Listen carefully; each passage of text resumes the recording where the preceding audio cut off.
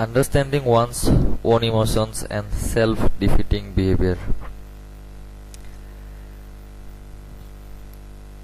It is extremely important to understand how emotions drive behavior. Suppose you think something that happened to you in the past. If it was something that hurt or frightened you, it may cause you to react negatively to any situation that reminds you of that incident. On the other hand, if it was a happy memory, you will activate a very positive response when something similar occurs.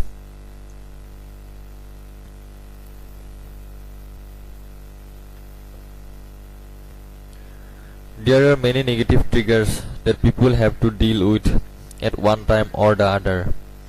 Every individual handles them in a different way. Some people either walk away from the problem or turn a deaf ear.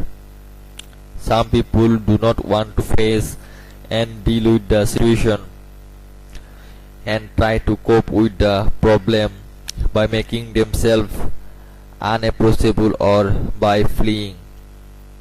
Others might become argumentative, obstinate, and antagonistic. They subconsciously have chosen to take the offensive route rather than the defensive one. However, the only way to stop this from happening repeatedly is to take responsibility for your thoughts, actions, and reactions. Another question arises: how does one do this? First, you need to recognize that you are reacting to a new situation because of a bad experience in the past. Once you accept that premise, you need to consciously sense the chain of thought that led you to this reaction. You are responsible for your thoughts, your emotions, and your reactions to them. Try to find an optimistic result of this negative experience objectively, instead of the subjective auto-response that has been controlling you. You may learn to avoid that pitfall in the future. You must also be conscious that you are not the only one who is driven to react because of past experiences. The person with whom you are facing the present problem may be facing the same demons or others.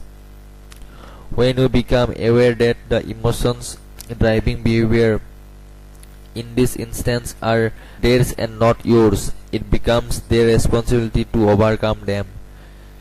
You can cut the route to your involuntary responses of fear, anger, guilt, or frustration once you have figured out what drives your behavior.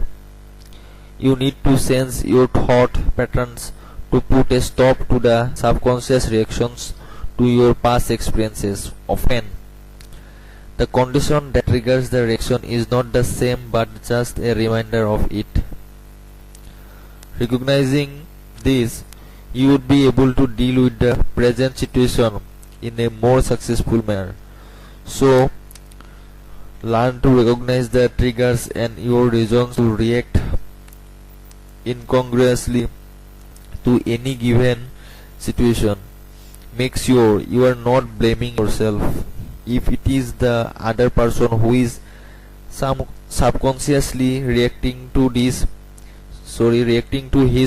own past experiences. Find something positive to remember about that past situation that would allow you to cut your automatic responses to similar influence.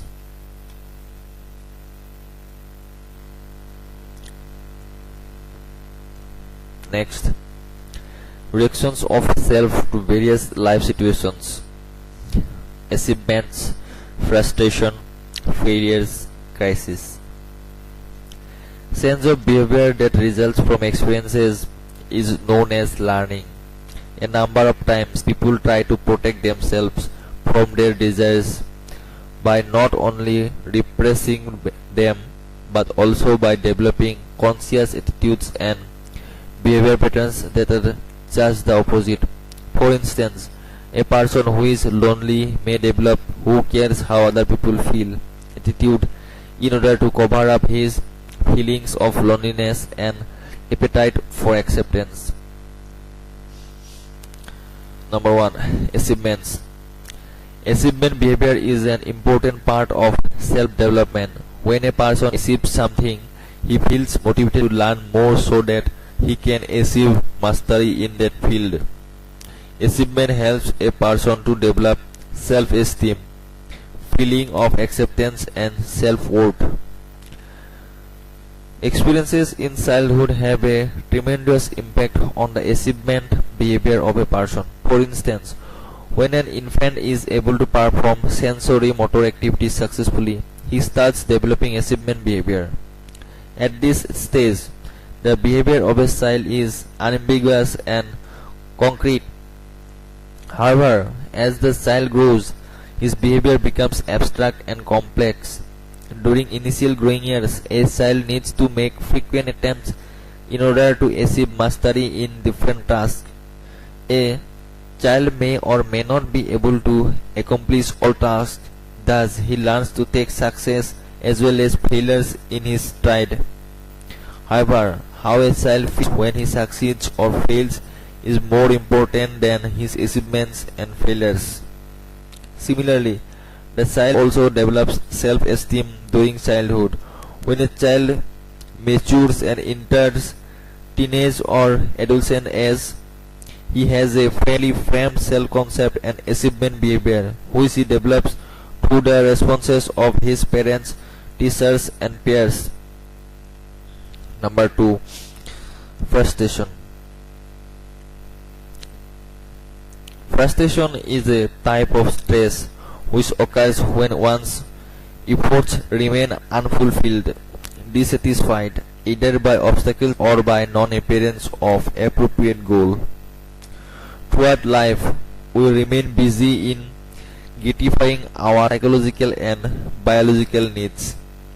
Our life moves in a circle, and in this circle we satisfy our primary and secondary motives. Accurately, motivation is the primary activity or fundamental tendency of all the living organisms. Objective of this activity is maintenance and survival, and also the actualization of their potentialities. Many obstacles may interfere our goal-directed behavior. These obstacles may be environmental and personal. Whenever this happens, we become stressful, anxious, and distressful, and this state of mind is named frustration. Individuals' reactions are inclined towards the task or object which cause frustration. Number 3. Failure.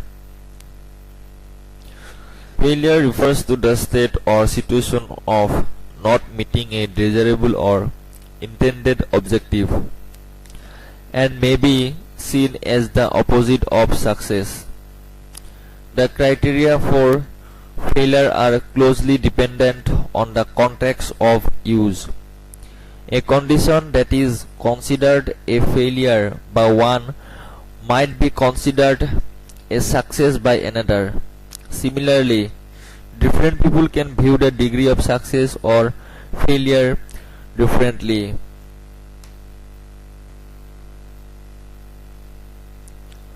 We should never be afraid of failures.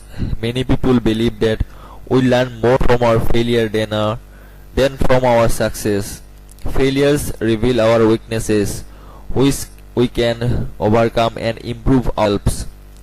When a person fails, he feels motivated to put in more efforts, and this increases his chances of success in the future. Next, crisis. Any event that leads to an unbalanced and dangerous situation is known as crisis. Crisis may affect an individual, group, community, or whole society, especially when they occur with little or no warning. Some of the characteristics of crisis are that they are unexpected and non-routine events. According to Bennett, crisis is a process of transformation where the old system can no longer be maintained. Thus, need for change is another characteristic of crisis. It says when change is not needed, the event is described as failure and not crisis. Some crises like tsunami and volcanic eruptions are natural crises, whereas most of the crises are created by man. The crisis occurs when a person fails to predict the onset of crisis conditions. Thus, in this regard, crisis conditions can be prevented if people are alert and able to foresee the critical condition before it turns into crisis.